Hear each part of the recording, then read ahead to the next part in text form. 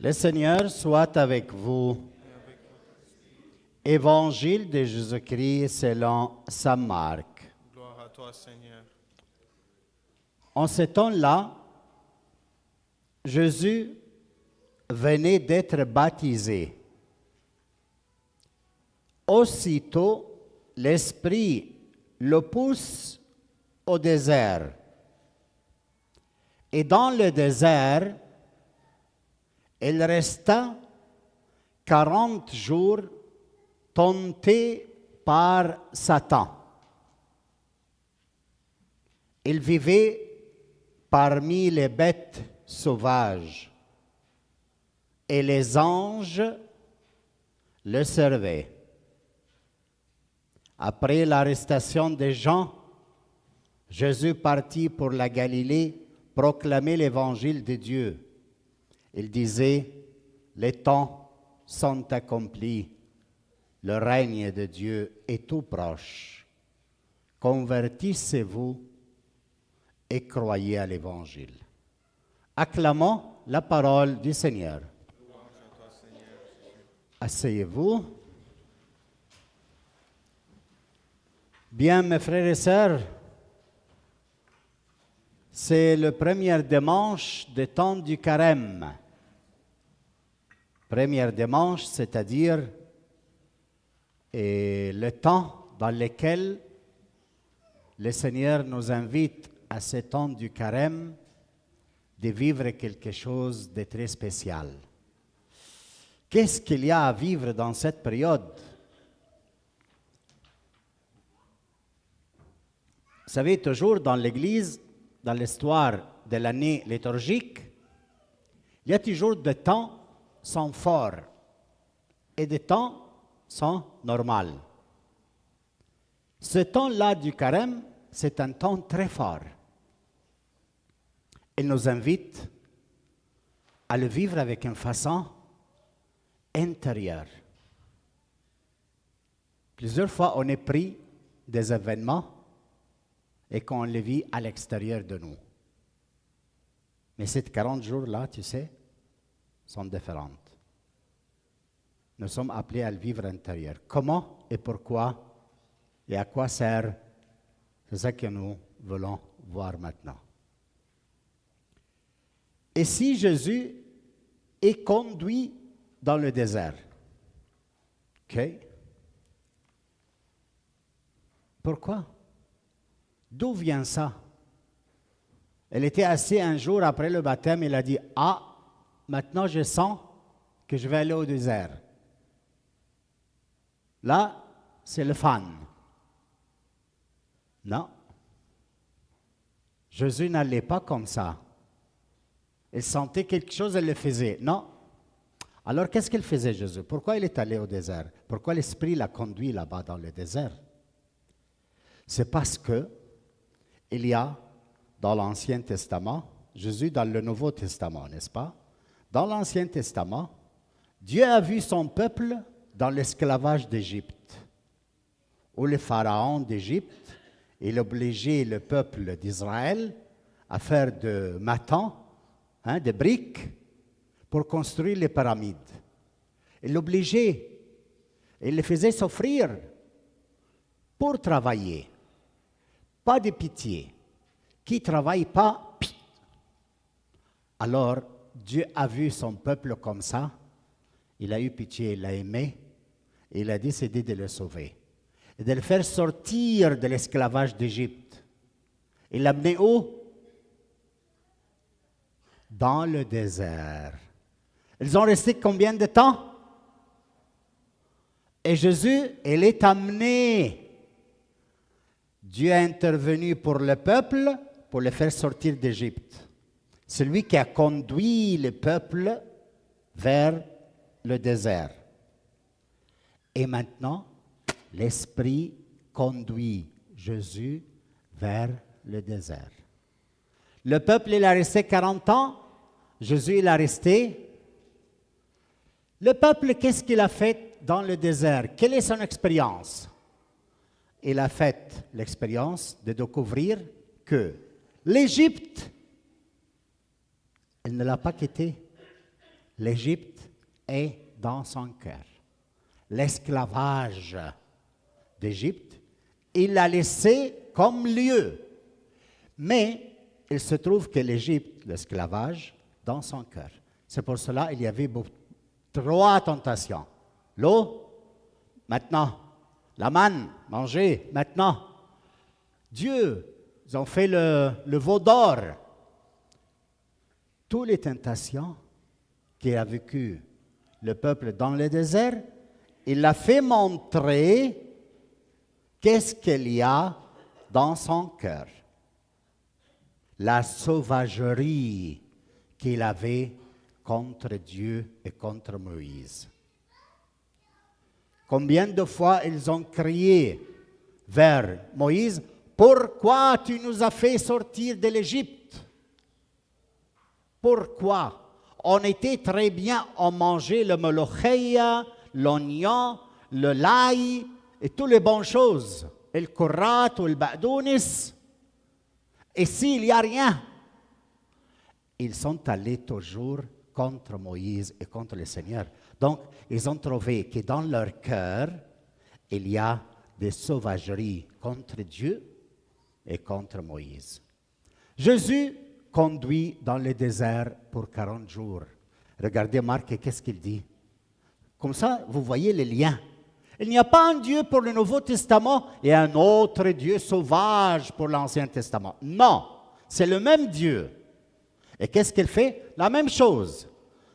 Dieu a vu le peuple, il l'a fait sortir dans le désert, il l'a fait découvrir qu'est-ce qu'il y a dans leur cœur. Jésus, conduit par l'Esprit Saint dans le désert pour combattre avec. Il dit quoi, Marc, ici? Il n'a pas raconté quel genre de tentation, mais qu'est-ce qu'il dit? Il le conduit dans le désert, il resta 40 jours tenté par Satan. Il vivait parmi qui? Vous avez entendu l'évangile? Et il vivait parmi les bêtes sauvages. Oh, dans le désert, Jésus parmi les bêtes sauvages. Dans le désert, le peuple est découvert quelle sauvagerie il a dans son cœur. Mais Jésus, qu'est-ce qu'il faisait avec les bêtes sauvages? Qu'est-ce que c'est les bêtes sauvages? Est-ce que si dans ton cœur, toi qui étais ici ce matin, c'est toi qui es ici et n'est pas d'autre, n'est pas ta femme. Alors pense à toi. Ne pense pas à des bêtes sauvages dans l'autre. Pense à les tiennes. Est-ce qu'il y a dans ton cœur de bêtes sauvages? Qui a des bêtes sauvages, lève la main.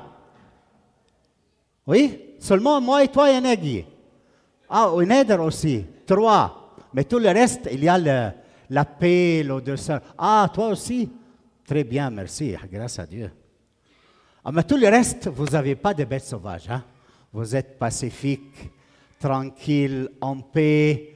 Vous aimez vos ennemis. Vous êtes parfait devant Jésus. Est-ce que c'est comme ça? Non. Mais quelles sont les bêtes sauvages dans lesquelles le Seigneur t'a pris dans ces 40 jours, le jour des carême, pour vivre et combattre les bêtes sauvages? Quel genre de bêtes sauvages qu'il y a dans ton cœur? L'égoïsme, la colère, l'orgueil, les passions mauvaises, les passions bas. Qu'est-ce que tu as dans ton cœur? Alors pourquoi Jésus est amené dans le désert? Pour combattre tes et mes bêtes sauvages, que jamais je peux le vaincre. Qu'est-ce qu'il a fait Jésus? Il l'a vaincu. Pour qui? Pour moi et pour toi. Et accomplir ce qu'il n'a pas fait le peuple d'Israël. Je suis venu non pas pour démolir la loi et les prophètes, mais pour accomplir. C'est pour ça que Jésus il est allé dans le désert pour accomplir la parole de Dieu dans sa chair et le réaliser pour moi et pour toi. Alors, quand tu es menacé, chérie, par quelques petites bêtes sauvages dans ton cœur, dans ces temps de carême, qu'est-ce que tu vas faire? Tu unis à Jésus. Pourquoi? Parce que c'est l'unique qui a vaincu tes bêtes sauvages. Tu vas t'unir à quoi? À toi-même? Tu n'as pas vaincu. Celui qui a vaincu nos bêtes sauvages, c'est notre Seigneur Jésus-Christ. À quoi sert alors le temps de carême? Pour que tu puisses t'unir à Jésus. Parce qu'il sait que tu es menacé par des bêtes sauvages. Et c'est lui l'unique qui peut t'aider à vaincre. Vaincre tes bêtes sauvages dans ce temps, c'est-à-dire vaincre tes péchés, c'est de te préparer bien à vivre Pâques. Le but de ce combat avec Jésus-Christ, c'est de vivre Pâques très bien. Jésus, il a vaincu la mort, il est ressuscité. Donc, si tu t'unis à lui dans cette période, quand tu es menacé, lui, il te défend. Et lui, fait la guerre contre Satan pour toi. Et toi, tu restes dans la paix. Qu'est-ce qu'il faisait? Les bêtes sauvages. Parmi les bêtes sauvages, et les anges les servaient. Waouh! Quelle beauté ici. Est-ce que tu as fait l'expérience qu'il y a des anges qui t'ont servi? Moi, oui. Tu sais, comment? Je suis très tenté, moi. Je ne sais pas toi, mais moi, oui. Et beaucoup. Parce que le démon, il sait. S'il me détruit, s'il m'écrase, à moi personnellement, il sait que plusieurs de vous me regardent. Et si je tombe, ça sera très facile pour eux, ça le fait beaucoup de mal. Et plusieurs fois, des personnes à la conduite comme ça, au poste de la bataille, aux premières lignes de la bataille, sont tombées et alors les ennemis sont entrés. Si la première ligne dans la bataille tombe, alors les ennemis entrent. Alors le premier à affronter les démons, c'est notre Seigneur Jésus-Christ. Si le démon me fait tomber, c'est très facile pour vous. Et alors notre Seigneur Jésus-Christ, qu'est-ce qu'il fait? Il me défend contre les tentations. À la maison, papa et maman, attention, c'est le démon te vaincre. Tu ne peux pas demander à tes enfants une victoire, parce que qu'est-ce qu'ils ont vu? Que tu es battu. S'ils voient que ton mariage est démoli, ils vont apprendre que le mariage finit comme ça. Mais s'ils voient papa et maman sont unis, même avec le problème, ils vont apprendre que le mariage, c'est comme ça, c'est de rester unis. Alors attention, les démons veulent détruire nos maisons, détruire nos familles. C'est pour ça que c'est un temps d'épreuve. Alors qu'est-ce qu'on fait devant ces épreuves et ces tentations? Être attaché au Christ, être uni à lui, que son esprit habite en toi. Et quand tu vainques les tentations, qu'est-ce qui se passe?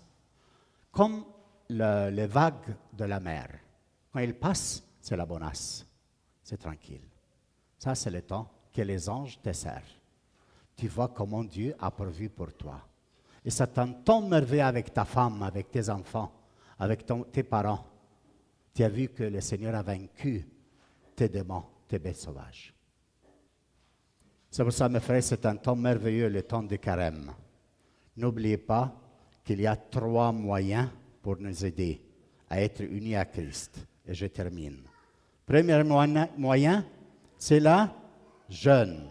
La prière, le monde. Siam, la jeûne, c'est quoi? Je ne sais pas. Tu ne veux pas manger de viande, tu ne bois pas de vin, tu ne manges pas de chocolat. Tu sautes un repas par jour et tu restes à la place de manger ce repas. Tu restes avec l'Écriture, avec l'Ancien Testament, avec le Nouveau Testament, et tu vois comment le Seigneur te parle. La prière. Qu'est-ce que c'est prier? C'est, au fond, être à la présence de Dieu, faire sa volonté. Alors, mets-toi à la présence de Dieu, prie. Et quoi? Le monde. 3e moyen pour nous aider à entrer dans l'intimité avec le Seigneur dans cette période. Le monde, l'argent. Où tu dépenses tes argent? Tu as plusieurs moyens. Mais dans ce temps-là, Donne-le aux pauvres. Détache-toi pas de ton argent et donne-le aux pauvres. Essaie de mettre ton cœur avec pas l'appui de l'argent. Seigneur, sois ton appui. 3 moyens pour t'aider à entrer dans l'intimité avec le Seigneur, pour expérimenter qu'il te défend de tes bêtes sauvages. Parce que le temps des déserts est maintenant. C'est un symbole de toute la vie. Toute l'année, on est dans le désert. Toute l'année, on a d'adaptation. Mais dans ces 40 jours-là, on fait le mémorial pour toute l'année. Amen. Courage.